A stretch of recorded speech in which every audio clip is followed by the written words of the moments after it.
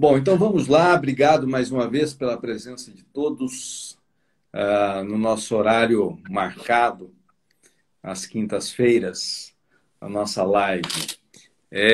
Hoje eu tenho o prazer de receber o Dr. Gustavo Neves, formado pela Universidade de Rondônia. Guga é um grande amigo, cara estudioso, ortomolecular, terminando agora nutrologia esportiva. Cara fantástico. Seja bem-vindo, Guga. E aí, doutor, tudo bem? Boa noite, pessoal. Boa noite, doutor Israel. Boa noite, equipe da Kerville. Como o doutor Israel comentou, sou formado em Rondônia, sou formado pela Finca. Me formei em 2016 e até então eu venho estudando sobre medicina ortomolecular e agora estou finalizando também nutrologia esportiva pela BWS, aqui em São Paulo. Legal. O Guga, fala um pouquinho para a gente dessa nova área aí de atuação da medicina, que é a Ortomolecular. ortomolecular. Nova em termos, né? Ela já tem É, alguns anos aí, e agora, recentemente, foi regulamentada pelo Conselho Federal de Medicina, né? Fala um pouquinho para a gente, por favor. então, a medicina ortomolecular, na verdade, ela não é uma especialidade médica. O CFM não considera uma especialidade médica. Mas até dá para entender o porquê, né? Porque, na verdade, assim, ela é uma medicina que ela vai estudar disfunções celulares, né? Ela estuda desequilíbrio do metabolismo humano. Então, é uma área onde a gente abrange um pouquinho de cada coisa. A gente acaba entrando um pouquinho na cardiologia, na endocrinologia, na nutrologia, né? É uma clínica médica, vamos dizer, que acaba trabalhando com alimentação, com nutrientes e trabalhando com metabolismo, né? Que na verdade é isso que eu faço. E hoje eu estou finalizando, agora não por conta da quarentena, né? Mas nós vamos voltar às aulas agora. Nutrologia esportiva pela BWS, que também leva um pouco da alimentação, então vou unir o útil ao agradável para a gente poder estar trabalhando com pacientes também atletas. Legal, legal. Guga, fala um pouquinho para a gente. Acho que todos nós, né, agora nesses momentos de menor mobilidade, de maiores restrições de movimentos, a gente mais dentro de casa acaba consumindo um pouco mais de alimentos de forma muitas vezes inadequadas. Fala um Ah, pouco para a gente dos alimentos que a gente deve priorizar, que a gente deve evitar nesse momento em que a gente não está gastando tanta energia, caloria, né? né? Não está gastando caloria. É.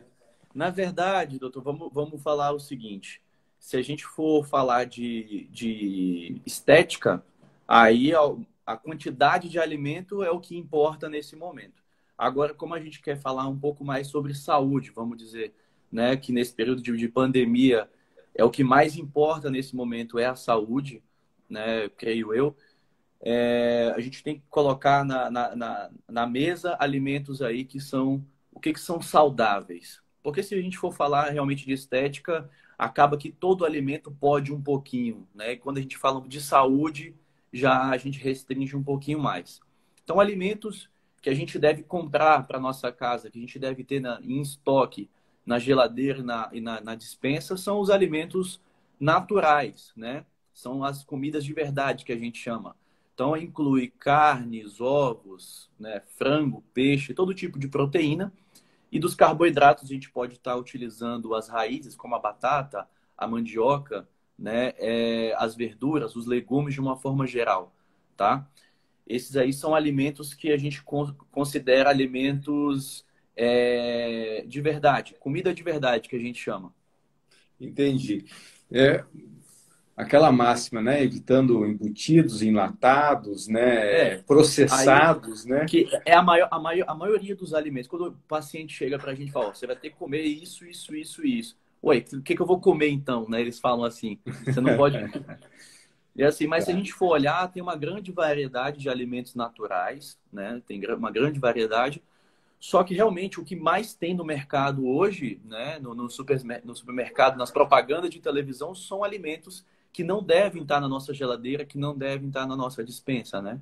Esses aí são Tá, alimentos que eu considero alimentos que você deve evitar ao máximo, né? entendi. Durante a... Gá, fala um pouquinho do.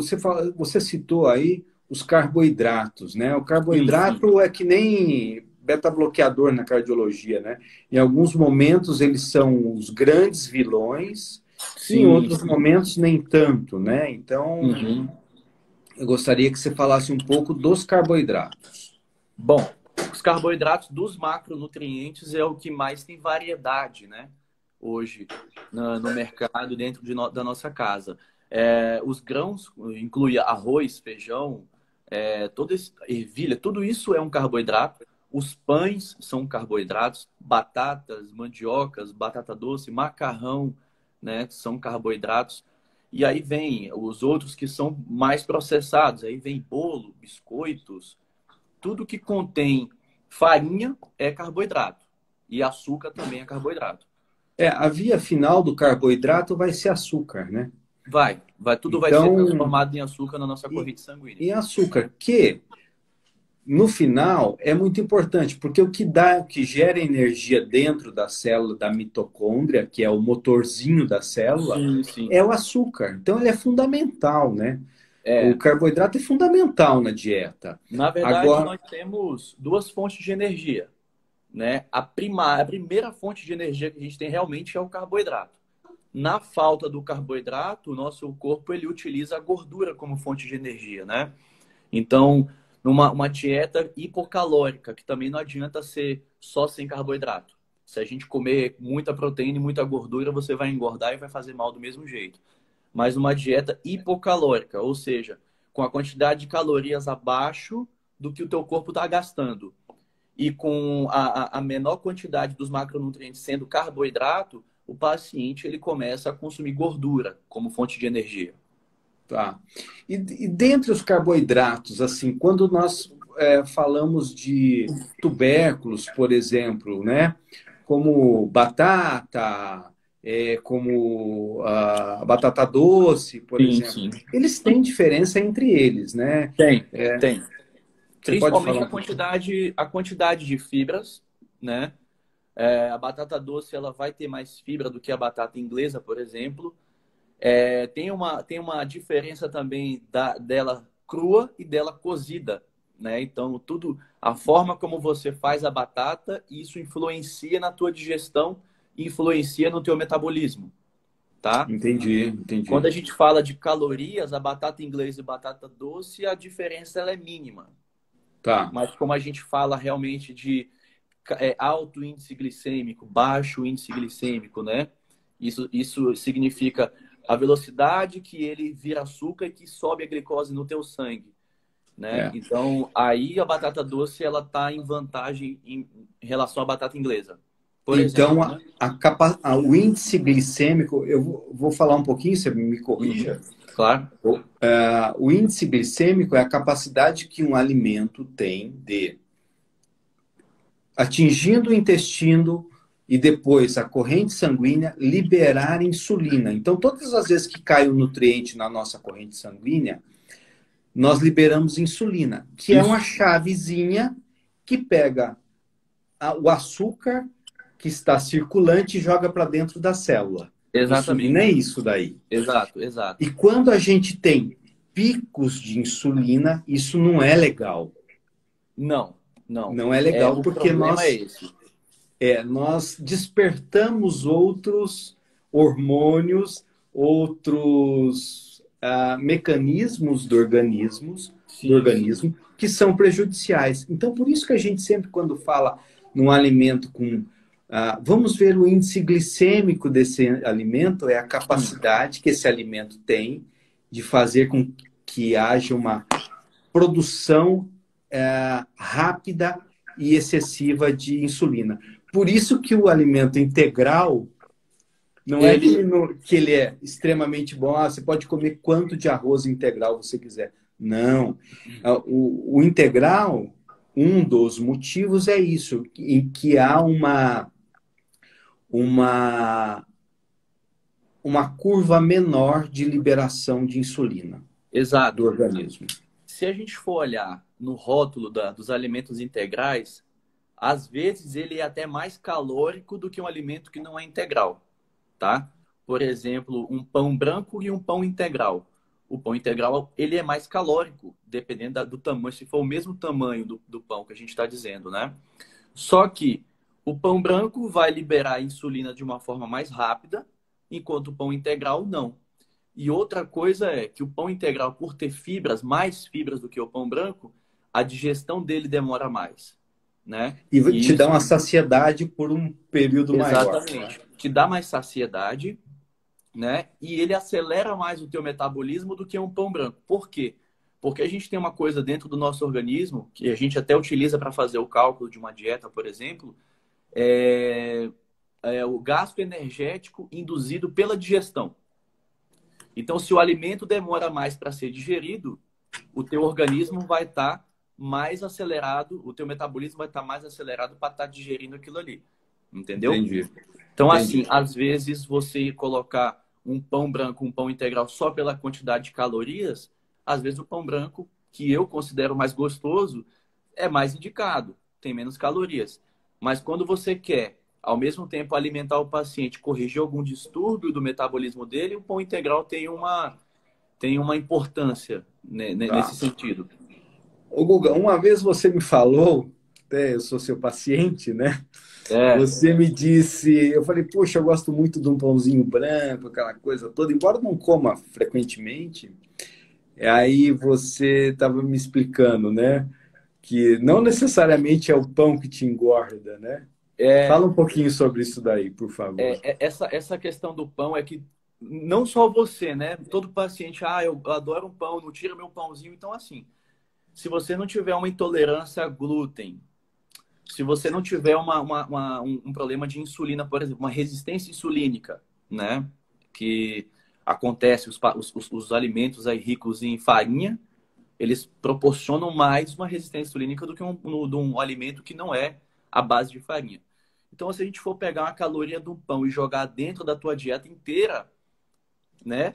Então, não é o pão que vai te engordar. Vamos supor que você está consumindo mil calorias, né? Só que nessas 1.000 calorias já inclui o pão. Então, não é o pão que vai te engordar. Agora, o que eu digo para os pacientes é o seguinte: você não pode fazer o uso do pão uma coisa obrigatória na tua dieta o tempo todo, toda refeição ou todos os dias, porque assim, o pão não engorda, mas ele te faz engordar, né? Aí vem essa questão de o pão é feito de farinha, tem o glúten, isso causa um estresse oxidativo, dependendo do metabolismo, né? Isso, ou seja, isso vai diminuir o teu metabolismo. E é a questão da farinha que causa resistência insulínica em alguns pacientes, né? Principalmente quem é sedentário. Tá. Então, essa resistência insulínica faz você engordar. E não é o pão. E quando associamos ele com uma proteína, por exemplo? Aí é a mesma coisa, entre aspas, né? A mesma coisa de um pão integral, de um alimento integral. Você coloca uma proteína dentro de um pão, por exemplo, você acaba diminuindo esse. Não é que você diminui o índice glicêmico do alimento, você diminui o índice glicêmico daquela refeição, entendeu? Então, você, de vez a sua glicose subir e logo em seguida vem a insulina para subir e baixar a glicose, você acaba criando um platô, né? Então, um pãozinho com ovo seria uma coisa, é uma coisa boa. É o que eu falo para os pacientes. Se for comer pão, não come um pão com manteiga, come um pão com ovo, um pão com carne moída. Você aumenta as calorias daquela refeição, mas você não altera, né? Você não vai prejudicar tanto o teu metabolismo. Entendi, entendi. E a gente sabe hoje que tem muitos estudos falando da flora intestinal, né? Sim, sim. Estudos fantásticos. Eu tive há um tempo atrás, num congresso sul-americano de dislipidemia, Aham. e isso está sendo muito debatido, né? As bactérias intestinais, né? Sim. E também a nutrologia, a ortomolecular, vocês têm usado muito os probióticos, Probiótico. parabióticos. Gostaria que você falasse um pouquinho disso daí para a gente, Guga. Doutor, na verdade é o seguinte, esses tempos, acho que ano passado estava sendo vendido a microbiota do magro, né? Assim, faz sentido, mas é uma coisa que a microbiota ela é individual. A microbiota não tem como você pegar um magro, pega as bactérias do intestino do magro e joga no intestino do gordo e ele vai emagrecer. Não é assim. Porque tudo isso depende de fatores genéticos, depende de hábito de vida do paciente, né? Do hábito alimentar também, Hábitos né? alimentares do paciente. Mas as bactérias intestinais, nossa flora intestinal, de uma forma geral, ela influencia sim na nossa fome, na nossa saciedade, ansiedade. Eu posso dizer que o intestino ele é o início da maioria das doenças. Vamos colocar aí 90% das doenças não transmissíveis, né? Vamos falar de doenças crônicas, elas têm origem intestinal. Então, aquela pessoa que come errado o tempo todo, gordura trans, isso aí inclui biscoito, sorvete, né? Comidas processadas, esses embutidos, presunto apresuntado, peito de peru, enlatados, refrigerante, ele vai ali destruindo a flora intestinal dele, né? E isso na verdade vira uma bola de neve, porque Na verdade, ele vai privilegiando aquelas bactérias que nutrem-se muito mais desses tipos de exatamente, alimentos, né? Em detrimento daquelas outras bactérias que são benéficas, né? sim, sim. O Você acaba organismo, matando bactérias boas e deixando vivas ali as bactérias ruins. as bactérias ruins. Isso é uma coisa que a gente chama, doutor, de desbiose intestinal. Aí entra o tratamento com probióticos, né? A gente vai estar jogando ali no intestino probióticos, né, que são bactérias, probióticos e pré-bióticos, que são as fibras, né? Boas para que a gente consiga remodular aquele intestino. E isso a gente está falando do intestino que ele é saudável, né? Não é o intestino de um paciente que tem, por exemplo, doença de Crohn, um paciente que tem diverticulite. Aí o problema, por exemplo, da diverticulite já é um problema também anatômico, né? tá. Então, o paciente ele tem uma inflamação anatômica e também do que tem dentro, da microbiota. É. Hoje a gente sabe que as bactérias intestinais, tem um estudo que mostra que pacientes com depressão, por exemplo, Sim, foi feito um estudo da flora intestinal totalmente alterada, porque a gente sabe que elas são produtoras de serotonina e uma série exatamente. de outros neurotransmissores que podem levar a, como você disse, distúrbios dos mais variados Exatamente. possíveis, né? Então, repor a A flora flora, ou intestinal. fazer uma reposição com probióticos, essas coisas, mas Uhum. você não adianta se você não mudar os seus hábitos alimentares, né? Se você tem que. Não adianta. É a mesma coisa de você estar varrendo a rua e tem alguém tacando lixo atrás. Não É mais ou adianta. menos a mesma coisa. Você tem que. É um hábito de vida seu que tem que mudar. Assim, dá para você comer besteira? Até dá. Esporadicamente, uma vez na semana, tranquilo. Agora, o que não dá é para você comer todo dia uma coisa, que é o que acontece, né? O que acontece é isso, as pessoas hoje estão comendo errado e aí quando come uma coisa saudável, tira a foto, mas o restante da semana é só coisa errada. E É, na verdade isso é uma bola de neve mesmo. Na verdade é um ciclo vicioso. A pessoa come errado, engorda, mata as bactérias boas, né? Se vê no espelho, começa a ter depressão por estar se vendo no espelho gordo e por estar acabando com a flora intestinal, fazendo microlesões ali nos enterócitos, né? A gente tem que citar aqui que pelo menos 80% da nossa serotonina é sintetizada no intestino, tá? Serotonina, para quem não sabe, pessoal, é um neurotransmissor que ele é responsável pela a nossa sensação de bem-estar, tá? Então, aí o paciente começa a ter é a que tomar nossa remédios. fluoxetina, né? A fluoxetina é o inibidor da recaptação de serotonina, né? fluoxetina, sertralina, eles fazem essa função, inibe a recaptação de serotonina. Ou seja, a gente consegue curar ou melhorar a qualidade de vida de um paciente dando a ele nutrientes e tratando o intestino, né? É. E aí a gente vai falar mais para frente, entra a atividade física, que é fundamental. Doutor José Eduardo Tambor está presente. Doutor José, próxima live é nossa, não esqueça, hein? Sobre a acupuntura. Guga, fala um pouquinho do açúcar. A gente pode comer açúcar? Olha, o açúcar, na verdade, ele entra no quadro aí de alimentos que eu considero que a gente não deve comprar para nossa casa, principalmente agora, durante a pandemia, durante essa quarentena. A gente tende a comer açúcar. Se a gente for falar de açúcar e depressão, tá bem ligado também. Porque aí a gente está falando de serotonina e de dopamina, né? Hoje, o paciente que ele tem compulsão alimentar, principalmente por doce, você pode ver que é um paciente que ele tem um déficit de dopamina. Não só por doce, ele pode ser compulsivo por qualquer coisa. Mas a compulsão, ele vai para onde, né, onde o corpo dele está desejando. Então, assim, o paciente ele come açúcar para compensar uma coisa que está em falta. Não é à toa que todo mundo que come um doce fica feliz, né? Fica feliz e acaba ficando saciado. Mas aí daqui a pouco ele quer comer de novo, porque o açúcar ele é altamente viciante. E ele né? queima muito rápido, né? Então, logo depois você vai ter fome novamente, né? Aí o açúcar ele entra nas comidas inflamatórias, né? Então, aquela pessoa que come açúcar, a café, coloca 3 colheres de açúcar, come doce, come chocolate todos os dias. O próprio salgado que contém açúcar, o paciente que come muito pão, come muita massa, isso também vira açúcar no nosso sangue.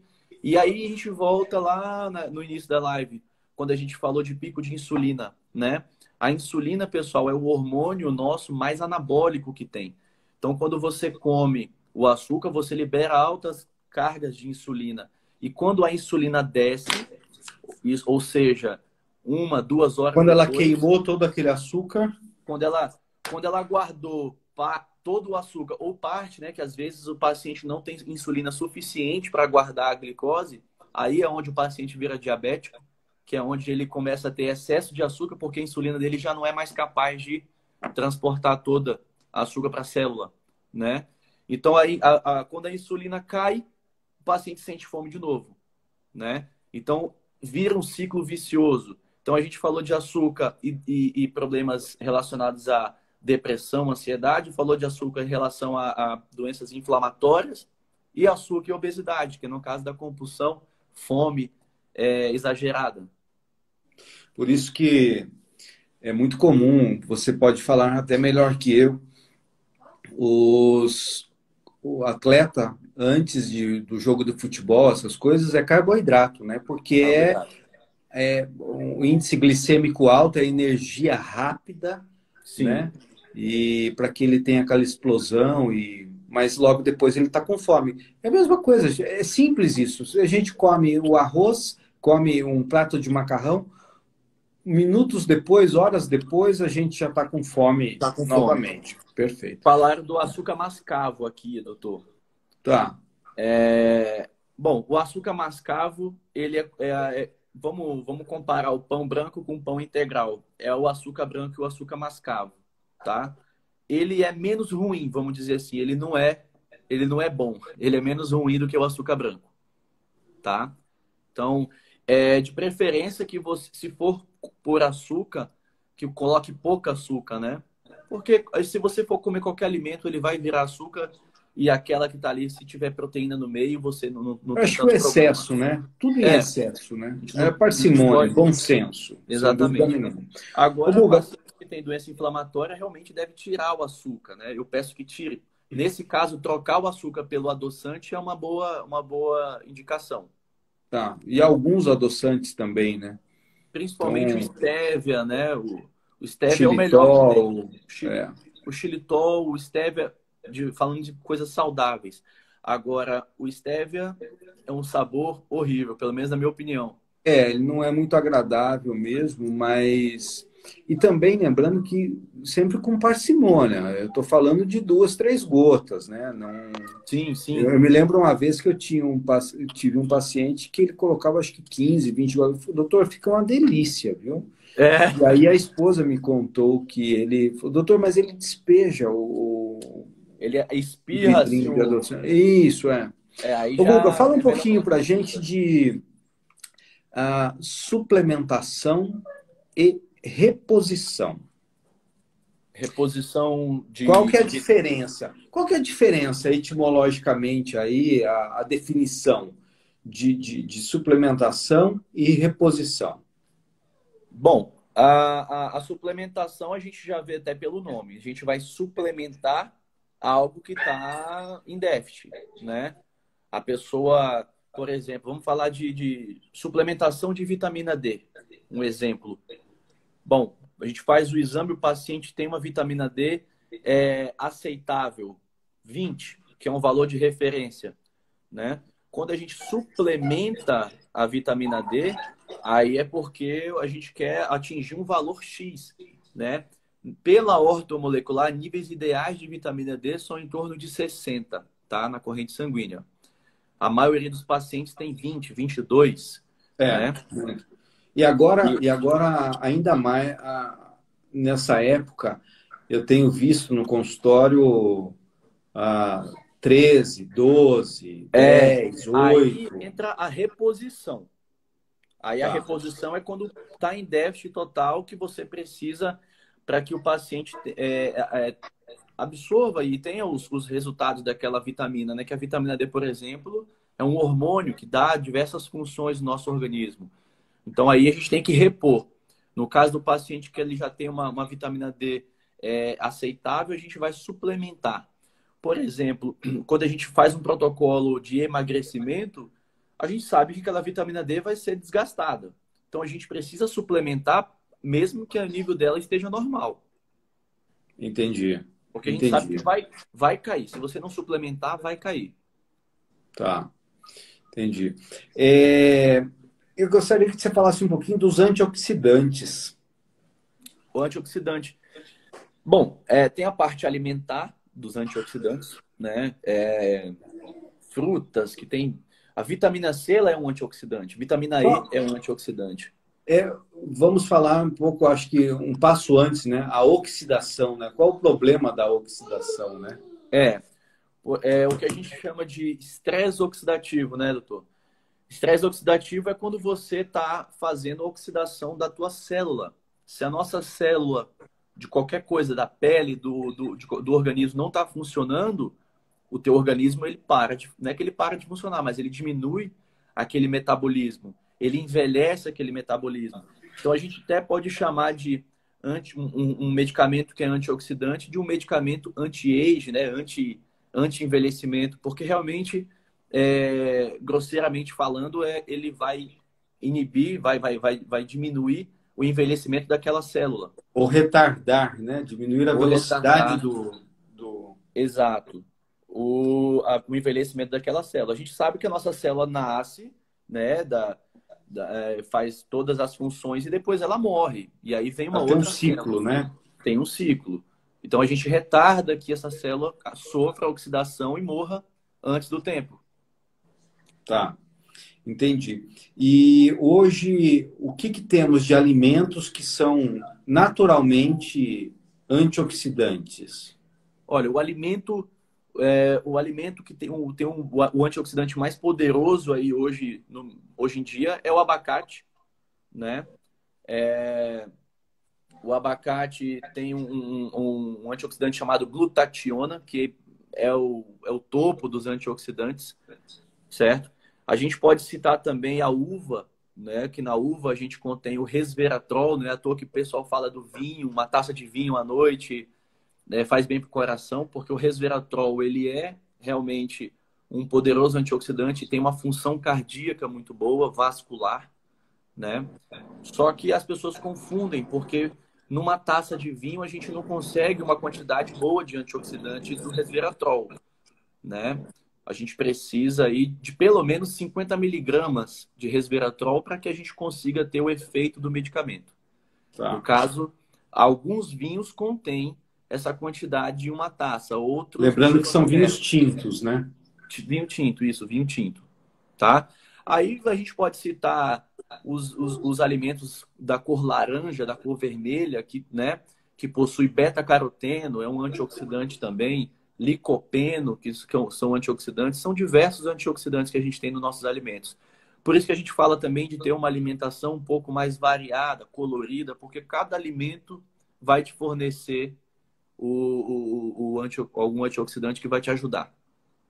Lembrando que o vinho tinto, ele tem o resveratrol e algumas cepas de uva. E qual é o aceitável para o homem? É 300 ml, que é uma taça Sim. nas principais refeições, e para a mulher é metade disso, 150 ml.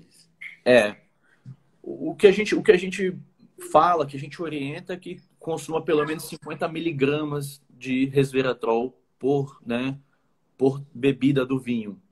Então, aí, dependendo da marca do vinho, da qualidade do vinho, a gente vai ter que colocar 200, 300 ml, aí vai depender. Tem um estudo mostrando que as uvas da Bahia, a Bahia hoje é um grande produtor de uvas tintas, de uvas que produzem vinhos tintos, né? Sim. E, e lá tem, alguns vinhos da Europa também. Ah, Guga, fala um pouquinho das vitaminas, do que temos de vitaminas, de antioxidantes que podemos usar aí nessas fórmulas, nas fórmulas que vocês prescrevem e fazem. Sim. Bom, na verdade, a gente não pode pegar um antioxidante e juntar com o outro, querer juntar cada função, porque alguns antioxidantes fazem uma função boa, mas em compensação ele piora um perfil lipídico, por exemplo. O outro faz uma função e melhora o perfil lipídico. Então, a interação de um antioxidante com o outro, a gente tem que ser prescrita por um profissional que está realmente atualizado. Eu costumo prescrever vitaminas quando o exame de sangue do paciente me mostra que a vitamina ali está em déficit, né? Ou a gente faz aquele exame chamado oligoscan, que ele ali vai determinar se você está com déficit ou não de vitaminas, se você tem ou não intoxicação por metal pesado, né?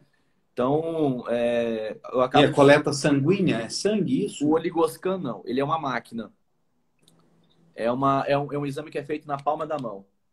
Entendi, entendi. Que legal, que Tem no, legal. no meu perfil tem falando sobre o oligoscan. Lá embaixo eu já falei sobre ele. Depois eu vou postar no meu stories para o pessoal clicar e ler. Que legal, muito bom saber disso daí. É Ô, uma Guga, máquina bem interessante. fala um pouquinho da bioimpedância. Bioimpedância é minha queridinha da consulta, né? Sem ela eu não sou ninguém. E aquela, quando a gente media as pregas, né? Aquela maquininha que media as Sim, pregas, o, é o, abdominal, é do o, braço. a Hoje, adipometria. é a apometria. Hoje a bioimpedância ela faz tudo isso daí, né? Ela É, faz no screen, um scanner, né? a gente pode dizer que ela completa a adipometria e a adipometria completa a bioimpedância, porque tem algumas coisas que a adipometria ela nos mostra mais do que na bio. A bioimpedância ela vai mostrar números de uma forma geral, né? Vai Tá. mostrar números de uma forma geral. Então ela é importante porque nela a gente consegue, né, uma pessoa que está bem atualizada, a gente consegue ver pela característica da composição corporal do paciente, pensar numa hipótese de uma resistência insulínica, de um problema metabólico, né? Então, a bioimpedância é uma máquina, uma balança, que ela mede através de correntes elétricas que passam na nossa água do corpo, né? Ela vai colocar valores bem próximos do valor real de massa muscular, de gordura visceral, quantidade, né, o teu peso ideal, de acordo com o teu peso, altura e massa muscular, idade, tudo isso ela indica pra gente. A gente sabe que a gordura visceral, principalmente aquelas concentradas na região abdominal, né? Sim, sim. É uma gordura mais densa, mais escura e com alto poder aterogênico, ou seja, de Exato. causar placas de colesterol nas artérias de uma Exatamente. forma geral. Por isso que a Exatamente. barriguinha é um problema, né? Ou É, pode ser um problema, né?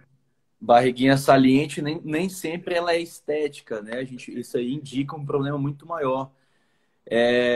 Semana passada, doutor, aí mesmo em Alphaville, eu atendi um paciente que ele tinha esteatose hepática grau 3, tá?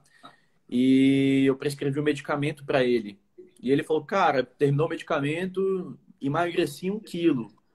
Tá, mas vamos repetir agora a tua ultrassom, no mesmo lugar que você fez a última. Ele acabou com a gordura visceral. Ele não perdeu por fora, ele perdeu por dentro. Entende? Tá.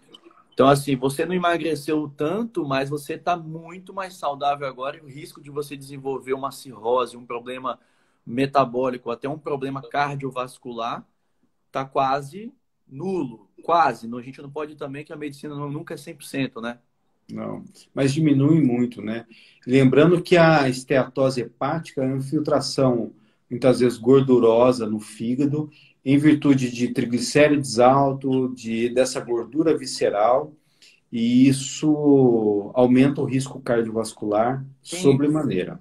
Síndrome metabólica, né? Síndrome metabólica. Síndrome metabólica.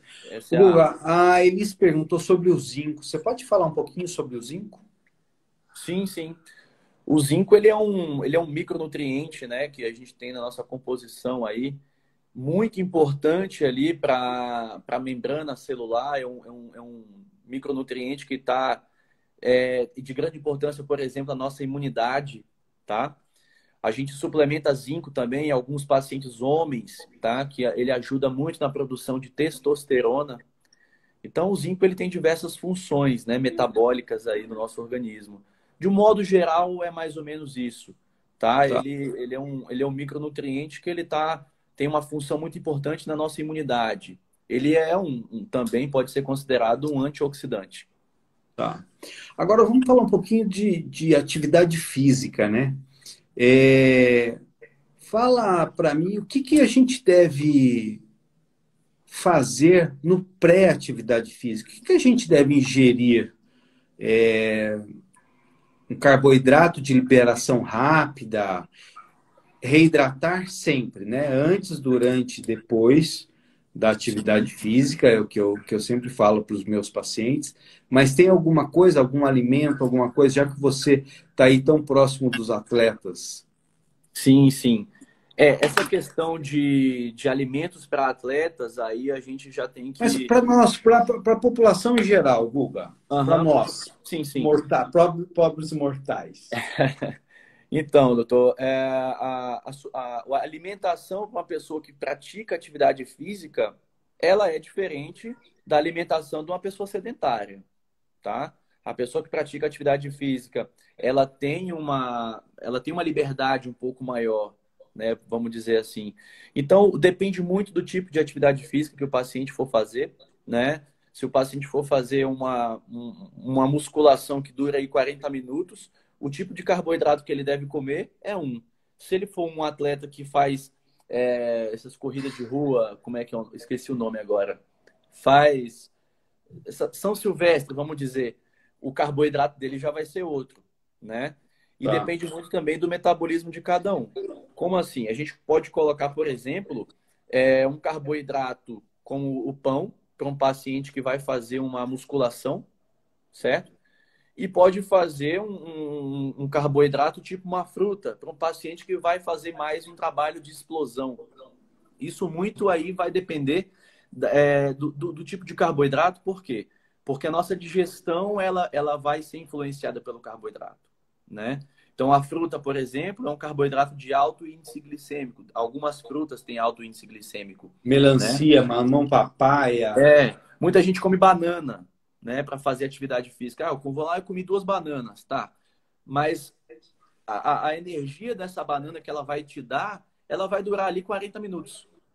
Uma atividade física que for durar mais que 40 minutos, a banana já não é uma fonte legal de carboidrato. E já é interessante você utilizar um carboidrato de uma carga glicêmica maior. Ou seja, ele vai te dar energia durante muito mais tempo. Eu lembro que nós temos uma reserva muscular de glicose, de Sim, glicogênio, glicogênio muscular.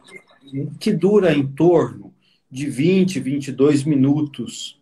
E depois desse tempo, o organismo, a gente fazendo uma atividade, por isso que é importante atividade acima de. Vamos falar um pouquinho de tempo de atividade. Sim. Bom, é considerada atividade física acima de 150 minutos por semana, Por né? semana. Por semana, o que daria 30 minutos de segunda a sexta-feira.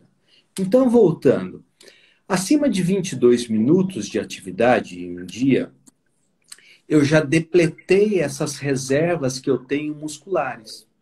E eu Sim. estou lá fazendo atividade física. Aí o meu organismo, ele necessita buscar energia em outros locais. Uhum. Se eu não ingerir algo que dê energia rápida, ele vai buscar em alguns locais. Por exemplo, as gorduras. Sim. Porque para o organismo é trabalhoso. Ele queima energia, é trabalhoso ele quebrar gordura, embora tenha seja uma fonte grande de energia, mas ele não quer. O organismo quer facilidades. Sim, Ele quer exatamente. pegar, ele quer pegar a energia vinda do intestino, que já foi quebrada, tal. Tudo que é mais fácil, ele vai querer Tudo que é o que mais está mais fácil. fácil. Tudo que é É, mais fácil. E você que está nos ouvindo, que não gosta de fazer, eu estou fazendo um parênteses agora, que não gosta de fazer atividade física, não se penitencie, porque se nós formos ver a atividade física, ela é algo antifisiológico. Olha o que eu estou exato. falando. Porque nós somos animais na essência. E todo animal quer preservar a energia. Ele gasta energia para três coisas: correr atrás da fêmea, correr atrás da caça e fugir do perigo. Sim, É isso. Você olha um gato, ele come e deita. Olha um cachorro, ele come e deita. Olha um leão, ele se alimenta e deita. Entendeu? Então, voltando. Então, é importante que você tenha esse carboidrato no início da atividade física, sim. É mas é importante interessante. que você mantenha, principalmente aquelas pessoas que querem reduzir peso, que você mantenha essa atividade física acima de 22 minutos. Por isso, Claro. porque aí nós depletamos as reservas musculares, por exemplo, de glicogênio, e nós começamos a entrar na famosa gordurinha abdominal, né, Guga? É. E aí Essa começa a ser questão queimado. de essa questão de queima de gordura, doutor, ela é influenciada pelos nossos batimentos cardíacos, né? Então todo mundo tem um limiar. Então, eu, Gustavo, tô queimando carboidrato, tô queimando carboidrato. A partir daqui eu comecei a queimar gordura. Doutor Israel, tá queimando carboidrato. A partir daqui ele já começa a queimar gordura. Então, isso depende muito da tua fonte primária, né, de energia. Se você tem muitos pacientes que comem só gordura e proteína, que é a tal da dieta cetogênica, né? Então, a fonte primária de energia deles vão ser gordura. Não é que a dieta cetogênica queima mais gordura, é porque você está dando ao organismo mais gordura. Então, ele tende a queimar mais gordura, né? Agora, que falaram aí que se 30 minutos tá bom, né? Para nossa saúde tá ótimo, para nossa estética já pode se dizer que não, tá? A não ser que você faça 30 minutos muito intensos, né? Que você queime tanta gordura rapidamente. É uma coisa que as pessoas falam, eu posso fazer caminhada? Aí vem essa questão nossa, da nossa fisiologia. A gente foi feito para caminhar. Então, se você faz uma caminhada, você não está fazendo mais do que a tua obrigação. Claro que a gente não vai falar um paciente idoso, acamado. Estamos falando de um paciente que rígido, Do né? dia a dia, do dia a dia, Do dia a sem dia. dúvida. Então, Nós, a atividade física ela é interessante, mas aí é que tá. Quando a gente fala de saúde, ela de forma moderada, ela é saudável. Quando ela é intensa, os ela já não é benefícios, saudável. né, Sim. da atividade física, né? Outra coisa, tem um trabalho que mostra também que se você realizar atividade física acima de 20, você que não tem o hábito, 22 dias consecutivos, você já cria o hábito, você já É, incorpora esse hábito ah, no seu psíquico, sim, e acima de 45, 60 dias, você já começa a mudar o seu metabolismo. seu metabolismo. Os benefícios, redução da pressão arterial, a alteração do metabolismo, alteração dessa preferência, você começa a entrar mais em gorduras. Então, assim, a atividade física é fantástica. Eu acho que se as autoridades governamentais focassem em atividade física, em estimular as pessoas com alimentação saudável e atividade física, nós não teríamos Tantas mortes, tantos, né? tantas mortes cardiovasculares, que hoje o Tantas que mais doenças. mata é doença cardiovascular, infarto, derrame. É. Mas o que eu vejo muito em consultório é que realmente o paciente é uma coisa multifatorial. O paciente ele está cada vez mais sedentário porque ele está tendo muita facilidade. Hoje você pede tudo por aplicativo, né? Hoje você vê na rua, as pessoas não estão mais andando na rua, as pessoas estão andando de patinete na rua. Então, uma coisa que era para ser natural, as pessoas já não estão fazendo mais, É, né? é. Agora, quando a gente fala de saúde, assim, é como uma paciente aqui falou agora. Só um pouquinho que eu vou colocar aqui. Ela A tem mais de Denise, 60 anos, 30 diários são suficientes? São suficientes. são Você já está suficientes? muito acima da média da Muito, população. A muito. população hoje está muito sedentária. Então, o que eu vejo em consultório é isso: as pessoas não têm. Eu não gosto de academia. Eu não gosto de fazer. Então, vai ter que gostar. Porque se você não gostar, você vai ficar do jeito que tá. Só na alimentação você consegue mudar? Consegue. Mas que tal fazer uma atividade física para melhorar É, a tua estética e a tua saúde cardiovascular, né, doutor? eu acho que é pensar na saúde. A sociedade brasileira, respondendo a Denise mais especificamente, a Sociedade Brasileira de Cardiologia recomenda 30 minutos diários, o Uhum.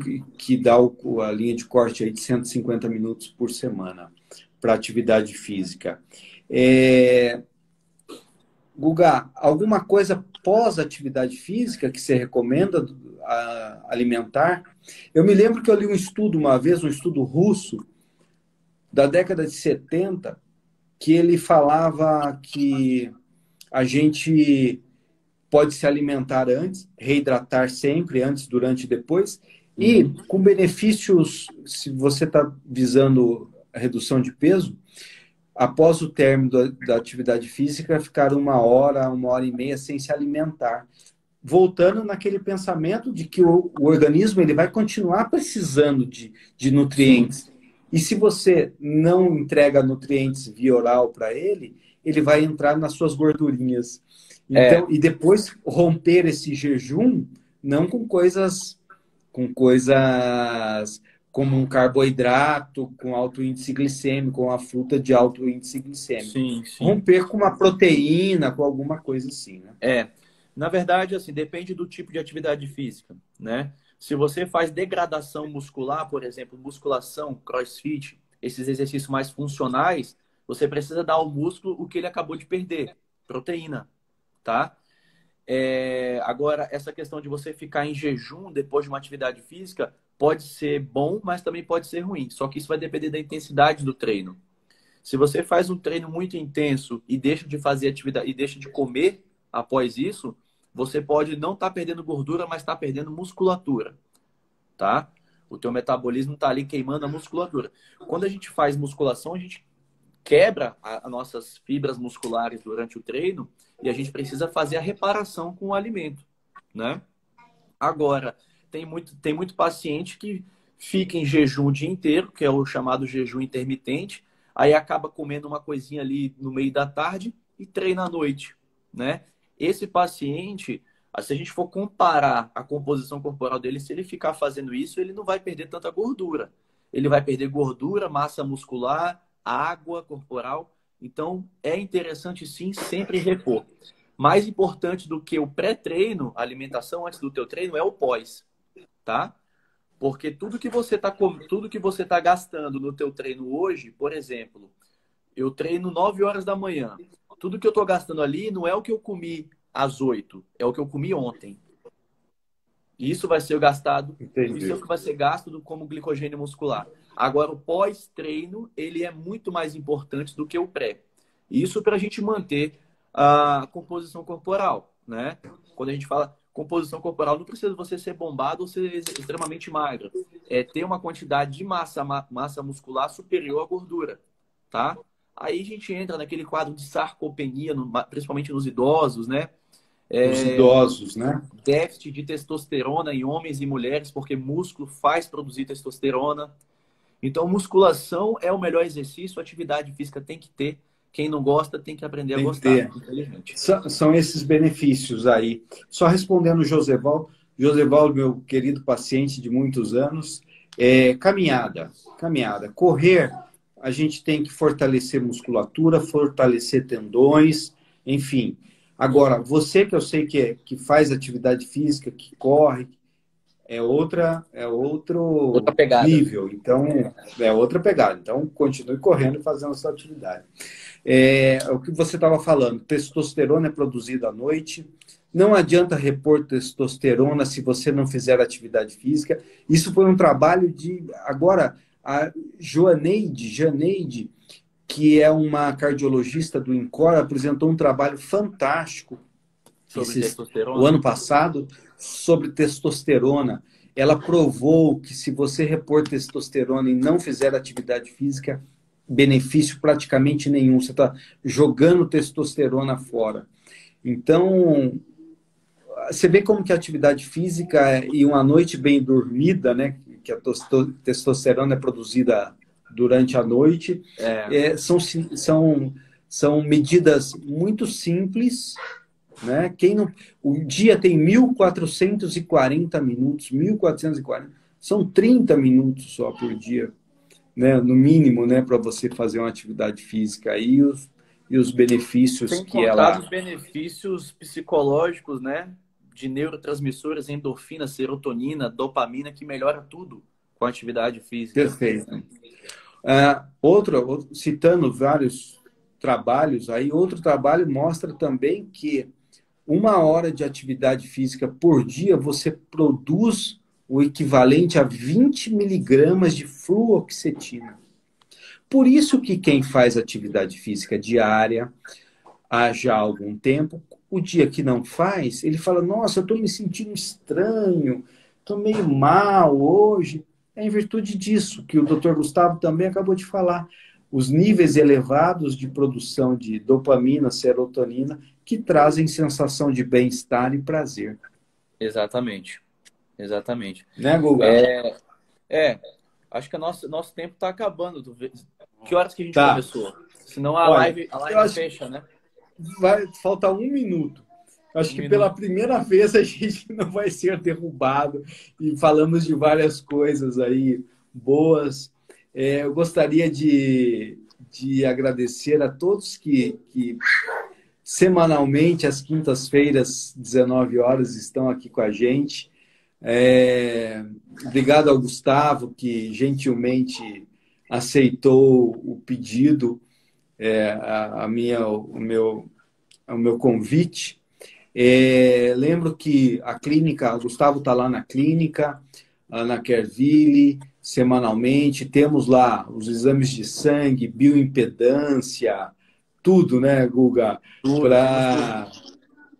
Para promover, para levar saúde a vocês, para tudo isso que a gente está falando aqui, para que a gente ponha em prática a com vocês também aí, fazendo o melhor, trazendo saúde e, e repondo, suplementando, orientando a alimentação, enfim.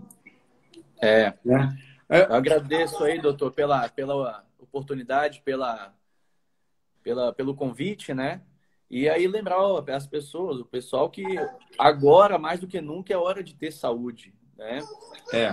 Não é, a gente não está buscando somente estética. Estética pode vir também, a gente pode querer estética, mas a saúde vem em primeiro lugar. Ter hábitos de alimentação saudáveis, ter hábito de fazer atividade física de forma regular, né? Suplementar quando necessário, checar níveis hormonais quando necessário também, que tudo isso a gente consegue levar o paciente a uma longevidade, né? A um envelhecimento tardio.